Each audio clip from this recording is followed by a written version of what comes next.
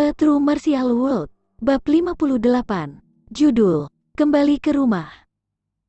Dengan wabah sebagai alasan, kesalahan dilimpahkan padanya. Tindakan seperti itu terlalu keji. Dan dengan kecerdasan penduduk desa, tidak ada cara bagi mereka untuk melihatnya. Bagaimana mereka tahu tentang pil yang bisa mengganggu vitalitas mereka? Bagaimana mereka tahu bahwa tulang kuno memiliki racun yang dapat membunuh jika dimurnikan? Ada banyak di antara mereka yang bahkan belum pernah mendengar tentang tulang kuno 2 bulan yang lalu. Orang miskin telah menjalani kehidupan yang menderita karena kelaparan dan kedinginan. Selain makanan, mereka tidak punya cara untuk menampung hal lain di otak mereka. Bahkan jika kamu menjelaskannya kepada mereka kata demi kata, mereka mungkin tidak dapat memahaminya. Sial, mata Yiyun menjadi dingin. Jika dia menunjukkan dirinya, itu sama dengan menyatakan perang terhadap Lian Chengyu. Yiyun tahu batasnya, kultivasinya masih di ranah meridian, tetapi telah mencapai tubuh temperate, kondisi Dragon Pulse. Adapun Lian Chengyu, dia berada di depan pintu alam Purple Blood dan berada di puncak alam pengumpulan Qi. Jika bukan karena Yiyun, Lian Chengyu menerobos ke ranah Purple Blood pasti sudah selesai. Yiyun tidak memiliki keyakinan bertarung dengan tubuh temperate di ranah meridian versus Lian Chengyu yang berbatasan dengan ranah Purple Blood. Di klan suku Lian, selain Lian Chengyu, ada juga pemimpin dan instruktur Yao Yuan. Ketiganya berada di tingkat kelima dari Mortal Blood pengumpulan Qi. Dia akan bertarung melawan 3 orang. Yiyun tidak khawatir tentang pemimpin, tetapi untuk Yao Yuan, Yiyun tidak tahu kekuatan sebenarnya dari Yao Yuan. Dia sebelumnya telah mencapai alam Purple Blood, tapi dia telah jatuh dari alam itu. Tidak hanya level Yao Yuan yang lebih tinggi, tetapi Yao Yuan akan memiliki pengalaman pertempuran yang jauh lebih kaya daripada Yiyun. Adapun Yiyun, selain Dragon Rip Tiger Bonefish, dia tidak pernah mempelajari keterampilan bela diri ofensif lainnya, dan tidak tahu keterampilan gerakan apapun. Dalam hal keterampilan bertarung, Yiyun kurang. Dia berada di tahap awal dalam hal seni bela diri. Jadi Yiyun tenang dan mulai membuat rencana. Lian Chengyu, aku akan memastikan kamu mati kesakitan. Yiyun mengepalkan tinjunya erat-erat. Dia berasal dari bumi dan telah menerobos ke dunia aneh ini di mana kekuasaan berkuasa. Yiyun sebelumnya tidak ingin membunuh siapapun secara langsung, tetapi setelah hari ini, dia bertekad untuk membunuh Lian Chengyu. Lian Chengyu telah menyakiti Yiyun 2 kali secara diam-diam, tapi Yiyun tidak pernah segila ini. Lian Chengyu seharusnya tidak pernah melakukan ini pada Jiang Xiaoru. Adiknya sendirian dan tidak berdaya. Sebagai seorang gadis berusia 15 tahun, dia harus menghadapi tuduhan dari seluruh suku. Dan ketika orang-orang kuat itu meninggal karena penyakit mereka, Lian Chengyu tidak perlu melakukan apapun untuk menyalahkan Yiyun. Pada saat itu, apa yang akan dilakukan keluarga korban terhadap Jiang Xiaoru? Itu tidak terpikirkan. Jika saat ini, Lian Chengyu muncul dan ingin melakukan apa saja pada Jiang Xiaoru, dia tidak akan bisa melawan. Yiyun mengambil kerikil dan melemparkannya ke wajah Lian Cuihua dari rumput. Pah, kerikil ini menghantam wajah Lian Cuihua. Aduh, Lian Cuihua menjerit saat dia berjongkok. Dia menutupi wajahnya dengan kesakitan. Wajahnya menjadi biru kehitaman. Siapa yang berani memukulku? Lian Cuihua dengan marah berkata.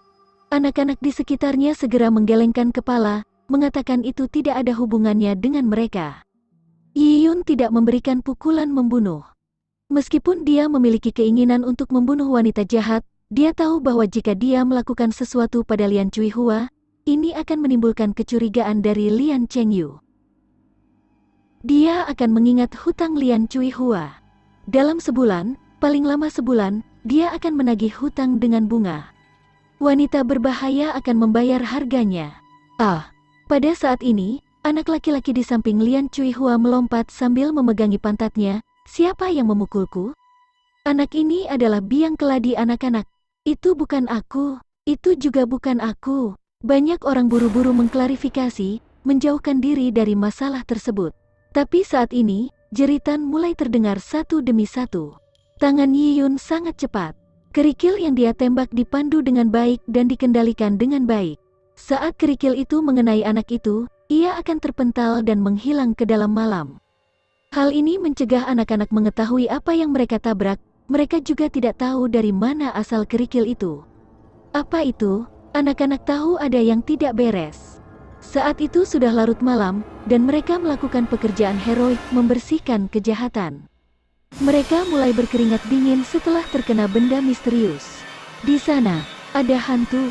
Seorang anak tak dikenal berteriak, dan dengan itu anak-anak lainnya menjadi pucat pasi, dan mereka berpencar dalam sekejap mata. Lian Cuihua bahkan lebih takut saat dia jatuh saat dia melarikan diri. Desa itu sangat takut pada hal-hal gaib seperti setan dan hantu. Setelah anak-anak berpencar, Yiyun mengamati sekeliling untuk memastikan tidak ada seorang pun sebelum menuju ke rumahnya seperti hantu, melompati tembok. Halamannya dipenuhi kotoran sapi, tetapi Yiyun sudah mencapai alam meridian, dan telah mencapai tubuh temperet, jadi dia sama dengan master bela diri. Dengan satu tarikan napas, dia telah menyeberangi seluruh lautan kotoran. Yiyun melintasi halaman tanpa menodai sepatunya. Dia mendorong kekosongan, dan embusan angin bertiup ke depan mendorong pintu terbuka, dan Yiyun melangkah ke dalam rumah. Tepat di depan rumah ada kompor. Tidak ada cahaya, jadi gelap gulita. Tetapi di kamar tidur, jendelanya telah dihancurkan oleh kotoran sapi, membiarkan cahaya bulan masuk. Yiyun bisa dengan jelas melihat sosok kurus Jiang Xiaoru di bawah sinar bulan. Wajahnya, bahunya memberi orang dorongan untuk memberikan cinta yang tak terbatas. Siapa? Jiang Xiaoru turun ke dalam kesedihan dan kecemasan setelah Yiyun menghilang.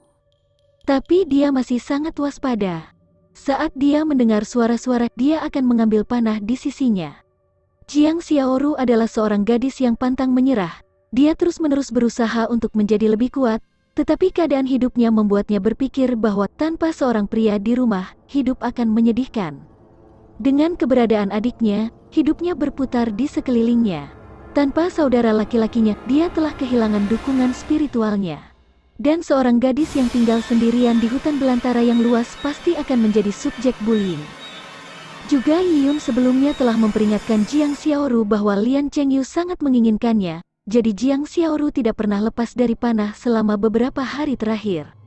"Kak, ini aku, Yun Er," kata Yiyun dengan suara gemetar saat dia melihat rumah yang penuh dengan kotoran. Melihat Jiang Xiaoru di tengah-tengah kekacauan, dia hanya bisa merasakan ada gumpalan di tenggorokannya, mendesaknya untuk menangis. Jiang Xiaoru tercengang. Dalam kegelapan, dia menggunakan cahaya bulan untuk melihat wajah Yiyun. Meskipun itu kabur, bagaimana mungkin dia tidak mengenali garis luar yang familiar itu? "Yun Er," Jiang Xiaoru berlari ke depan dengan air mata berlinang dan memeluk Yiyun dengan erat. "Yun Er, kamu baik-baik saja? Selama kamu baik-baik saja, selama kamu baik-baik saja." Suara Jiang Xiaoru sangat mendesak. Dia menggunakan semua kekuatan di kedua lengannya untuk memeluk Yiyun, takut saat dia melepaskannya, Yiyun akan menghilang. Dengan Jiang Xiaoru memeluknya erat-erat, Yiyun bisa merasakan tubuhnya yang gemetar dan detak jantungnya yang cepat.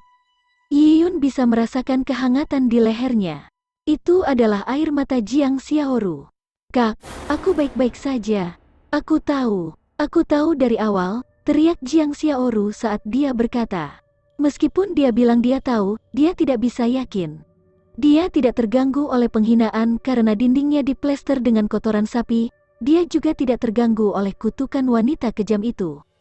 Satu-satunya hal yang penting baginya adalah apakah adiknya akan kembali. Sekarang, itu akhirnya terjadi setelah menunggu lama. "Ayo pergi, Kak, kita harus meninggalkan tempat ini.